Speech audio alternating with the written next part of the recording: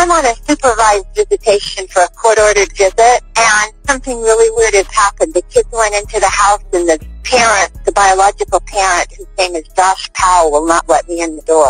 What should I do? What's the address? It's 8119 189th Street, Court East, 2 Alec, 98375. And I'd like to pull out of the driveway because I smell gasoline and he won't let me in. You want to pull out of the driveway because you smell gasoline, but he won't let you? He won't let me in. So we about to get into a crazy 911 call. As you guys heard already, the 2 kids is in the house. You know what I'm saying? Oh man, I just hope nothing happened, because she talk about she smelled gas and all this other stuff and whatever.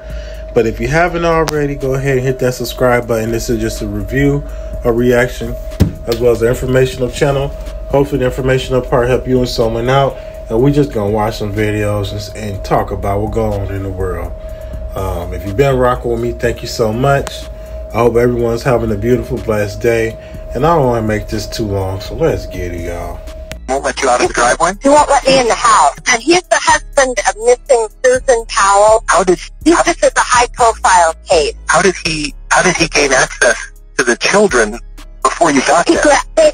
I was one step in back of them. Okay, so they went into the house and then he locked you out. Yeah, he shut the door right in my face. Elizabeth Griffin Hall dropped off the 2 boys, 7-year-old Charles and 5-year-old Braden, at Joshua Powell's home for what was supposed to be a supervised visit. Powell left his sons inside the house, but then slammed shut and locked the door, preventing her from entering. Griffin Hall frantically called 911 to report that she could hear one of the kids crying from inside the house. She told the operator that she wanted to move her car out of the driveway because she smelled gas coming from the residence, and then asked for police to be sent to the home. Moments later, the Powell's house was engulfed in flames. Powell had been a person of interest and under investigation in the disappearance of his 28-year-old wife Susan Powell from their West Valley City, Utah home in December 2009. In July 2008, less than a year before her disappearance, Susan had been advised by a lawyer to record a video detailing her possessions and her life with her husband. The lengthy video starts off with the missing woman foreshadowing what would happen. For most of it, she's walking around the house listing expensive items that they would need to replace in the event of damage. But one snippet was particularly chilling in retrospect. Although he was never charged or arrested, Powell lost full custody of his sons after his father, Stephen, was arrested and charged with 14 counts of voyeurism and 1 count of child pornography. Authorities found evidence that he had secretly videotaped women and young girls, including Susan. The pornographic images were kept in the home of the 2 men shared with Josh and Susan Powell's boys. The court ordered the Powell boys to remain in custody of Susan Powell's parents because they had been living in an environment with sexually explicit material. Josh was given weekly supervised visitation. Regardless of the court ruling, there was no indication of the rage from Powell that he could blow his entire family up. The father of 2 was reportedly optimistic about the future and was looking forward to a day when he could regain custody of his boys. After a brief investigation, officials confirmed that Powell had deliberately planned the murder-suicide.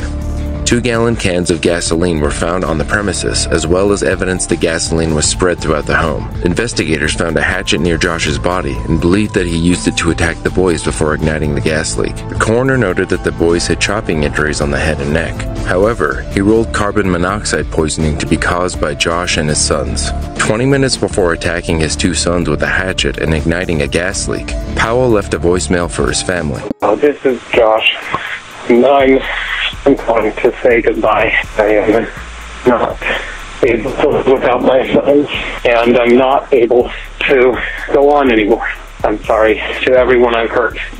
Goodbye. Powell's sister, Alina Powell, called 911 prior to the explosion, saying she had received weird emails earlier that fateful morning, but she didn't think much of it. Powell's family attorney, Jeff Bassett, also called 911 to report his client had sent an email saying, "I am sorry, goodbye." The deaths of the Washington man and his 2 sons may mean the disappearance of the children's mother may never be solved. Susan remains a missing person, but given the fates of her sons, it is widely believed that she was murdered by her husband Josh.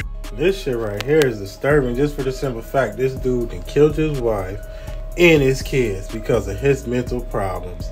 And I'm sorry, there's no other way else to put this, because why would anybody in the world want to harm people? Definitely someone you marry and have beautiful kids with, you know? There's just no other way to think of. And it's not like they talked about a divorce or anything. And they ain't even say nothing about why the kids were separated. Like, was taken from him, and he had to go through all this custody stuff. Again, y'all got to be careful, because people like this can show no signs. And if you know something ain't right, definitely with his trail of behavior, then you got to be like, hey, I can't this and that. And then this dude had a lawyer, told his lawyer goodbye, all this other crazy stuff, committed. Yeah, whoa. Man, I feel bad for anybody to have to deal with this, because I know what death feels like myself. When something's so close. This story is absolutely insane, and heads up, some of the images here might be hard to look at. This is 22-year-old Taylor Smith, a transgender woman who relocated to Houston 3 years ago. Back in September, she matched with a man called Cordell Stewart on a dating app, a 24-year-old who worked as a cook at a Sonic. The two texted back and forth, and Taylor invited Cordell over to her home for dinner and a movie. Only, this wasn't a storybook romance. It was the horrifying opposite. When the two began to kiss, Cordell allegedly pinned down Taylor's hands, took out a knife, and slit her throat. Now this is crazy. You mean to tell me you go on a date and now y'all kissing and you getting slit up? When Taylor's instinct kicked in. If you do not fight back, you're going to die. Like, she's going to get this knife out your hands, going to stab you to death. A brawl broke out as Taylor fought for her life, trying to get the knife away. She eventually was able to run naked to a neighbor for help. Police ultimately caught Cordell, and in his mugshot, you can see his face is all scratched up from Taylor defending herself. In these photos, you can see that her throat and hands required stitches, and she's lucky to be alive. It turns out Cordell had been charged with murder elsewhere in Texas in 2020, but an uncooperative eyewitness led to charges being dismissed. The Human Rights Campaign says that at least 41 trans or gender nonconforming people were violently killed in 2022, and they use the phrase "at least" because stories like these often go unreported. Taylor doesn't think she was attacked for being trans, as she told him she was before the date, but nevertheless warns the public that they should search the name of someone they meet on a dating app before meeting up. Please search their names, because I feel like if I would have searched his name up and I probably would have saw that, I probably would have, been like, no, do y'all background checks and just be safe. Cordell has been charged with aggravated assault with a deadly weapon and is due back in court in January.